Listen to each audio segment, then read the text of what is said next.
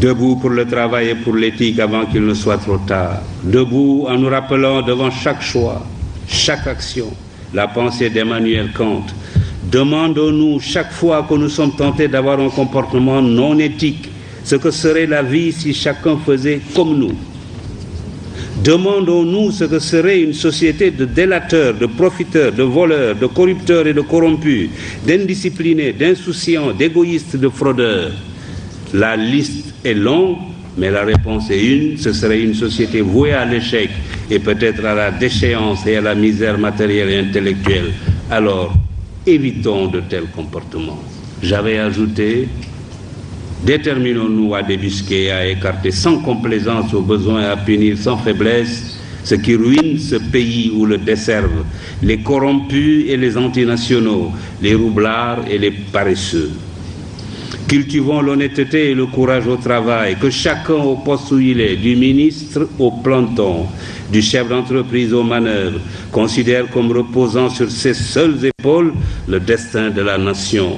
Inventons un système qui ne récompensera désormais que la compétence, le travail et la probité. La vérité est que, à cette époque, j'avais constaté que le Sénégal avait fait, depuis qu'il avait accédé à l'indépendance, ensemble avec l'ancien Soudan français, 2 faux départs. Le premier a été constitué par la rupture de la Fédération du Mali. Je regretterai cette rupture toute ma vie, surtout aujourd'hui, où chacun est convaincu que la principale erreur dans ce continent est d'avoir accepté de le diviser en micro-États, livrés face à nos maîtres d'hier, à la fatale loi de la division qui amoindrit et affaiblit ce qu'elle divise. Plutôt que d'avoir de grands politiciens, cherchons à avoir de grands médecins, de grands ingénieurs, de grands professeurs, de grands spécialistes de l'économie et des finances, et même des savants. Les pays les plus puissants du monde ne sont pas ceux où la politique est reine. C'est plutôt le contraire. Les Marocains ne sont pas les seuls à se soucier de l'éducation, du travail et de l'éthique. L'Asie du Sud-Est, les organisations internationales et même les pays développés ont décidé de s'engager sur la voie de l'éthique. Des comités et des commissions commencent à se dresser un peu partout comme des sentinelles de la vigilance morale sur les routes de la recherche scientifique et technologique, de la gouvernance, de l'entreprise, du négoce, du sport et de toutes les activités humaines. Leur mission consiste à informer, éduquer, prévenir, enquêter, proposer des remèdes ou des sanctions aux organes compétents.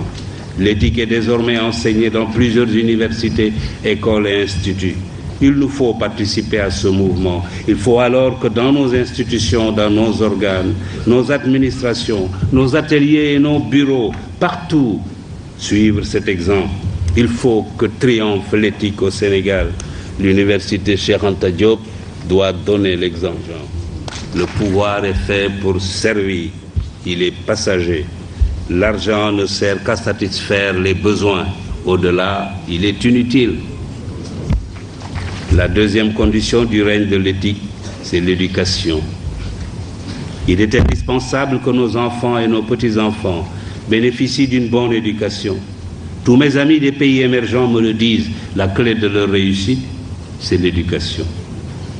Que nos étudiants entrent à l'université comme on entre dans les ordres ou au Dara, et que les meilleurs soient mis dans les conditions optimales pour devenir des cadres de haut niveau, ou même,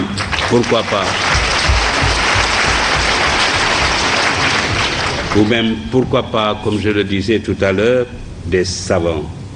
Bien sûr, cela nécessite la réhabilitation de la fonction technique au détriment de la fonction politique.